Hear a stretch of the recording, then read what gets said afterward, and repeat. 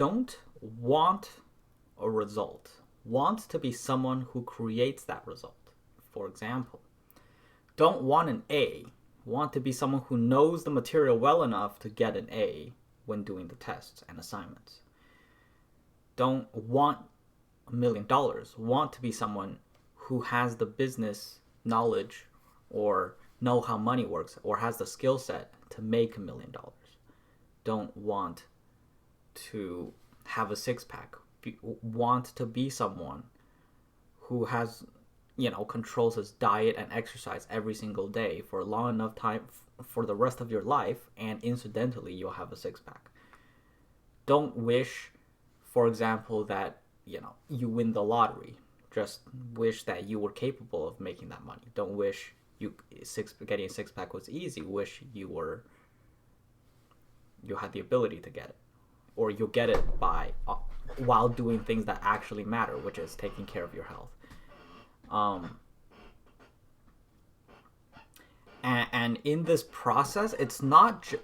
The other thing about this is that I only say this as a side note. The real thing here is when it comes to, you don't have to set big goals, right? I started with getting an A. So when you set a goal, a small one, it can be a small one, a short-term one, and you say, in order for me to reach this goal, I would need to do this thing differently, that actually spills over and over time changes a lot of your other habits, according to the power of habit, which is such a fascinating story. I think I've talked about this before, probably, but the way they mentioned it was there was someone. Yeah, actually, no, I did talk about this story, where the woman who used to be on drugs, drink alcohol, gambled, fat, overweight, obese, got divorced by her husband who was seeing someone else. She blamed him. She blamed the world. Blah blah blah. And eventually, she decided, in order for me to make it over there, I'm gonna need to lose weight, or I'm gonna need I'm gonna need to stop smoking. And the decision to stop smoking, in the process, she exercised. She over time, she not only stopped smoking, but she stopped drinking. She stopped gambling. Whatever. She started taking care of her health, eating better, not binging.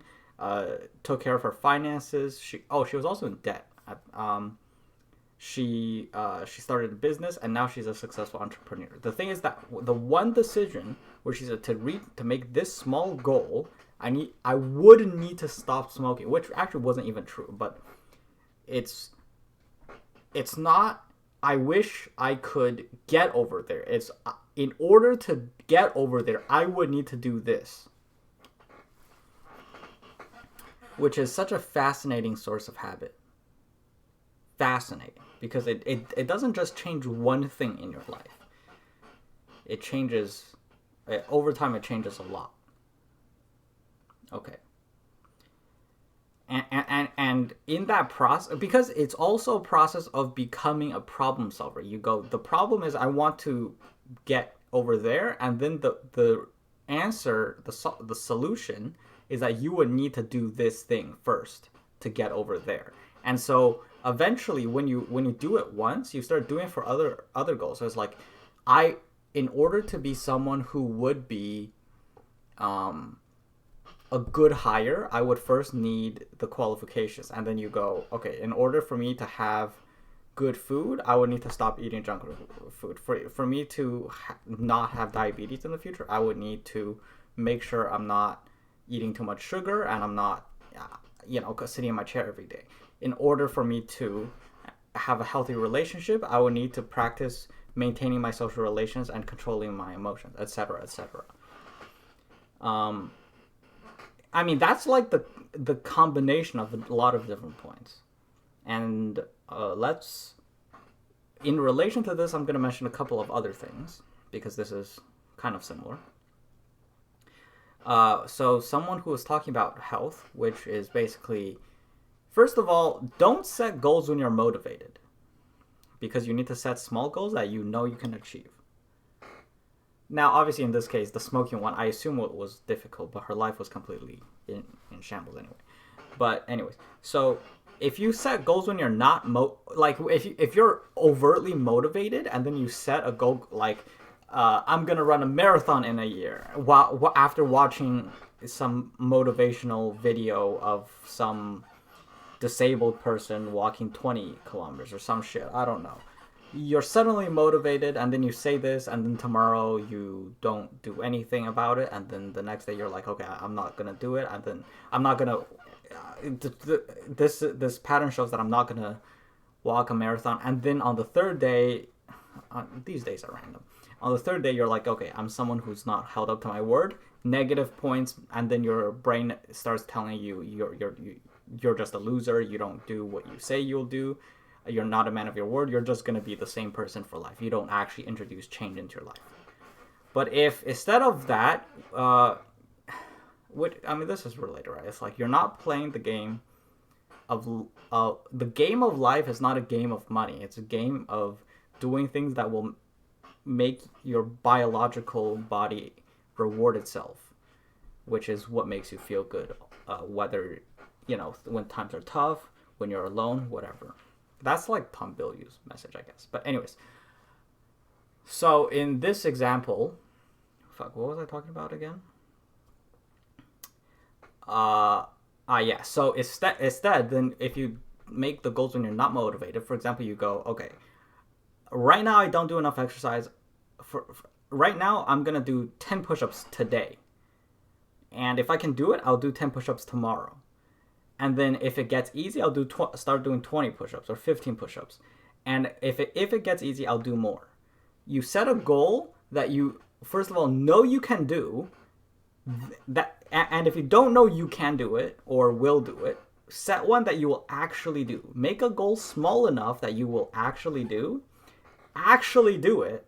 That rewards itself. So it's not about thinking yourself into action. It's about actioning yourself into thinking. So by making an action small enough, but you don't have to convince yourself to do the 10 push-ups. You go, if I do 10 push-ups, I'm going to reward myself by believing now I'm someone who can do 10 push-ups every single day for the rest of my life. And then you prove it to yourself. And then you prove it to yourself again tomorrow. Then you prove it to yourself again the next day. And then you add 5. You add 10. You add 15. And then you prove it to yourself, and then now you set up structures, and you don't have to, it doesn't have to be every day. Maybe you're someone who goes to the gym every three times a week. Maybe you already have this solution. But like you make your goals small enough that you can prove to yourself that you will do the things you decide to do that will bring you closer to your goal, or a longer term goal, or a longer term destination. And then when you do that over and over, it convinces you that you're someone who can move yourself forward. So yeah, so the key, so basically the reason I say this is because the message is basically that the guy said he doesn't want people. He was a trainer, right? He helped people with their diet and exercise at a gym.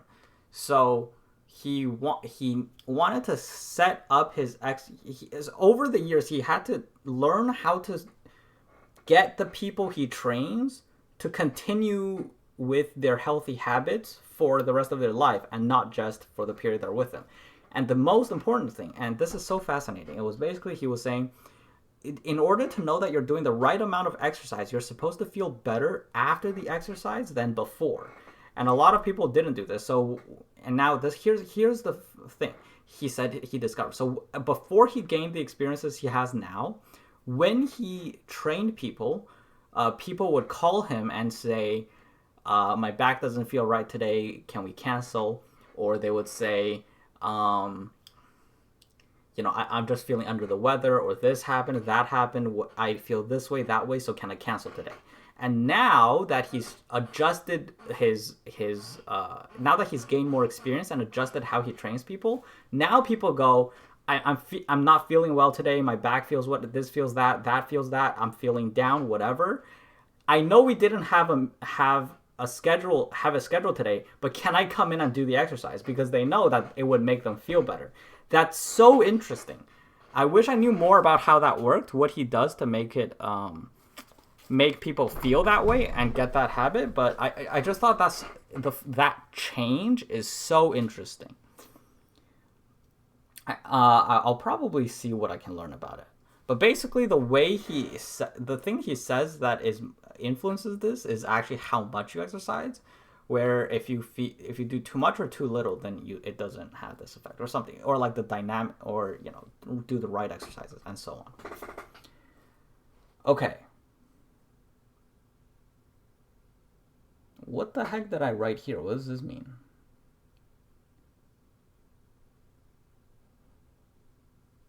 Huh. I have no idea what this means. What was I thinking when I wrote this? That's okay. Okay, more about goals. Okay, so this one was by Alex because I was listening to the episode just now, where basically took he had a group of people who signed up for something. They thought it was going to be fun. They thought it was going to be difficult. They went in. For the first 2 weeks, they didn't have fun. So he can't come, and he comes in, and they go, "Listen, man, we don't enjoy this." So he went up to them. He was like, "Okay, how many of you thought it was going to be fun?" And they were like, "Yeah, we did." And then he was like, "Okay, how many of you thought it was difficult?" Because they chose this program because they wanted the result of the program. So it's like, imagine they were running a business, right? So it's like someone comes to him and goes, "I'm going to start a business. You're going to coach me, whatever." And it's like, did you want to run a business because you thought it would be, you would want these results from your business, and you thought it would be difficult. And then when he basically like puts them in very difficult situations, and he was like, and they're not enjoying it, and they're like, "This is not what I signed up for." And he's like, is this did you expect it to be hard when you started? And they're like, yeah. And he was like, what you're experiencing now is what hard feels like. And so it's like, now they're like, okay, yeah, well, I guess we expected it to be hard, and this is what we got, and I guess this is what we should have expected, because we expected it to be hard, and now we're not enjoying it. And now we connect the two. It's like, this is expectations and reality, and now they're the same. It's basically how Alex described it. Very interesting. Anyways. Okay. Another example is... actually, this is pretty obvious. This is, again, by the gym trainer guy from the previous one, which is to put... If there's something that you want, or that you know you will crave, that you know is unhealthy for you, you don't have to... okay, so let's say... I'll use smoking as an example. Let's say you think you smoke too much. If you say, "I'm just going to quit smoking," it's very difficult to act on it. Or instead of saying you can't have smokes, say, "I can't smoke, but," and then have this difficulty between you and smoke. I'm using... Smoking is not a great example. I don't know. Maybe it is. It's something that you have a habit of doing. So, and it can't be anything unhealthy. So their example is just the food that they like chips or ice cream, but it probably makes sense for other things.